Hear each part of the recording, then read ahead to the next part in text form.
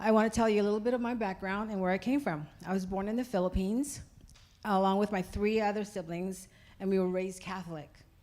My mom and dad came to the U.S. in 1967, and I was only 7 years old then. My grandfather was also a captain in the U.S. Navy. He brought the whole family when he got transferred to the States. That's how we settled in San Francisco. I was raised in San Francisco in the inner city, and in high school I met Carl. Ooh. We had a class together, but we weren't really friends.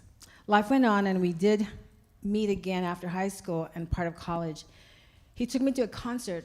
Does anybody know what Earth, Wind, and Fire is? Yeah, that's where we went. And we got to know each other more and dated for 4 years. After 4 years, we got married in 1982. We were not believers then. We became Christians in 1984, and we were baptized on the same day along with his parents. I was still learning about Christianity. Everything was so different from the Catholic church that we went to. I wanted to learn so much more about the Bible and the Christian faith. I knew making the choice and asking God into my life and being baptized was the right choice. Fast forward 1988, Carl's sister Darlene, she's right over there, we were baptized, Sister Darlene owned a Baskin-Robbins in Washington State and asked Carl if he was interested in buying their business. We still lived in San Francisco during this time. So in January 1989, we decided to purchase the Baskin-Robbins, packed up our belongings, and moved to Renton, Washington. We looked for a church and landed at Crossroads Bible Church in 1989. This tells my age, doesn't it? There's where I learned so much about my faith, and CBC is where my journey and my walk with Jesus started. We worshiped at CBC for 31 years. I also worked at CBC as a pastor's assistant for 12 years. I was involved in our church, and my work became my ministry. And that was the first time I ever worked at a church. My work was the first impression, welcoming people and hospitality, and I really, absolutely loved my job. Summer of 2018, I got very ill. I have this disease called Meniere's disease. It causes vertigo, and there's no cure. I had it since I was in my 20s. It's chronic, and it's gotten worse as I got older. This illness caused me to make a big decision to end my employment with CBC in February 2020. During the pandemic, it was a very interesting time and kind of scary with what was happening during the pandemic. It was really hard for me to stop working and not have a job. I mean, that's all I knew, is I worked all the time. I worked since I was 15 years old. I really felt isolated and felt lost during that time, because it's like, who stays home?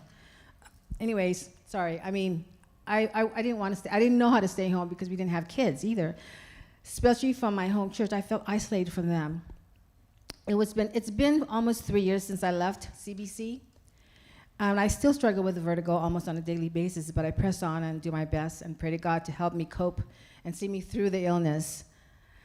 As long as God is on my side and he allows me to still stand up, walk, and talk, I can do all things through him who strengthens me. I want to continue to learn and share his words to others and follow his ways and apply his teaching to my life.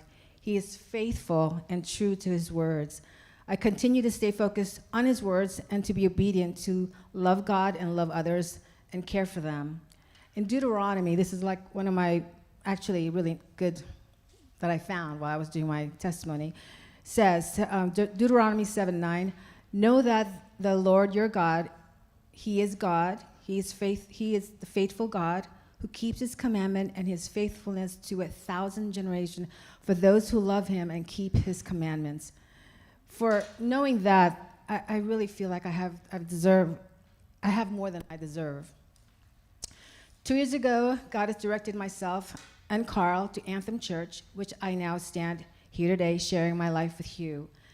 God has given me so much vision on who I am today, for who he is and what he's done for me and for you. I'm doing a study on the book of Ephesians, the whole book of Ephesians, which is with a couple ladies here at Anthem.